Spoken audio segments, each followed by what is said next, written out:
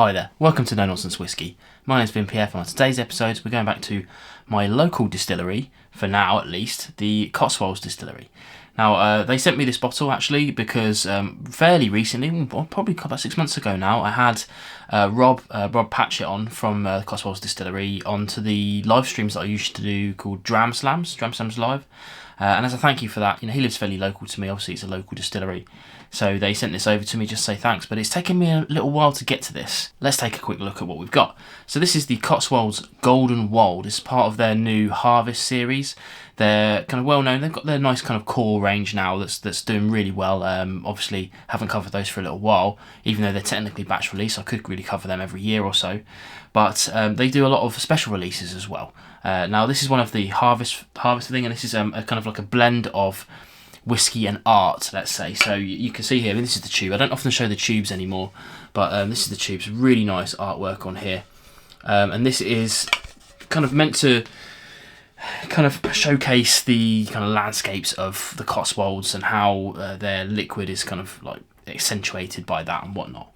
So yeah, this one here is the Golden Wold. All part of the kind of barley. They've got a new release out actually now as well. That's why I say I'm a little bit late to the party on this one.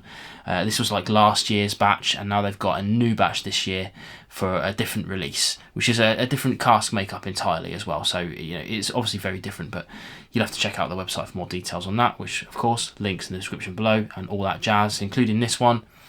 Now, it's worth saying as well that actually no information on the website about this one anymore. That's disappeared and it's been superseded. You can still get this from all the usual places, Master of Malt included, which of course there's an affiliate link in the description below. Now, this one specifically then. So this is the first release from this new Harvest series. It's a mixture of ex-bourbon barrels, ex-red wine barrels, and ex-peated barrels as well. So that's an interesting one. So it's not peated whiskey that's been in there. It's it was originally, then that's obviously been taken out and then filled up with the Cotswolds liquid. Presented at 52.5%, natural coloured, non-chill filtered, all the things that we like. £100 price tag. But yeah, let's get into the actual whiskey then and see what we've got. We can talk about the colour today because we know we've got excellent presentation.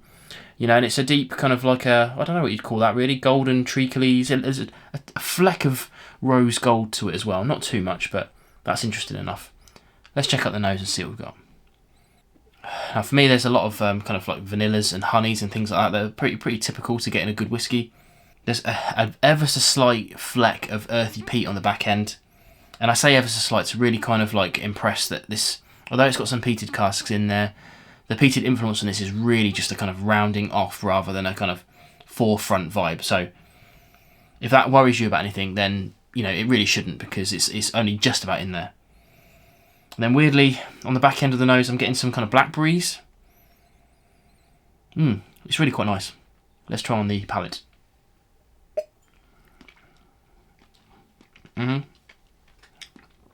Oh, the palate on this is huge. It's more of those kind of like blackberries, blackcurrants, but it's also got this kind of like typical Cotswoldsy tropical note that's going along that I get throughout their entire range. A little bit of golden syrup and a pepperiness on the back end, which I'm really enjoying. In terms of peat smoke, not getting anything on the actual palate side itself. However, once that disappears and we get onto the finish, which I would say is kind of medium longish, it starts out with once the fruitiness has disappeared, you get a little bit of that kind of smokiness waft over, but not a whole heap, and then that disappears pretty quickly again as well, and ends in that kind of pepperiness that we were talking about on the palate as well. Just have another quick sip of that. Yeah, I mean, it's, what I'm going to say by now. Cotswolds, I love Cotswolds. I like pretty much everything they've ever done. This is no different. Really tasty whiskey. Lots of added complexity that I'm not getting from their usual kind of core range vibes, which tended to be, so far at least anyway, they've tended to be kind of talking about one particular cask type. So, you have like a sherry cask or a peated cask or whatever. This is kind of like going into the realms of blending a little bit with their different flavour profiles, and I'm into it. This is good, really good. Obviously, one of the things I like to talk about on the channel is value. Obviously, I was given this bottle, but £100 is quite a lot of money. So for me, that I'd probably say this a lot on Cotswolds videos. It's not what I would recommend to people for getting into the Cotswolds distillery. If you haven't tried Cotswolds distillery before, then there are other ways, cheaper ways to get into their kind of vibe. You know, their standard release, the signature expression is lovely. The Founder's Choice is probably just one of my favourite ever whiskies. Certainly favourite English whiskey. It's just really, really fabulous and well worth the extra plump out to go and get that.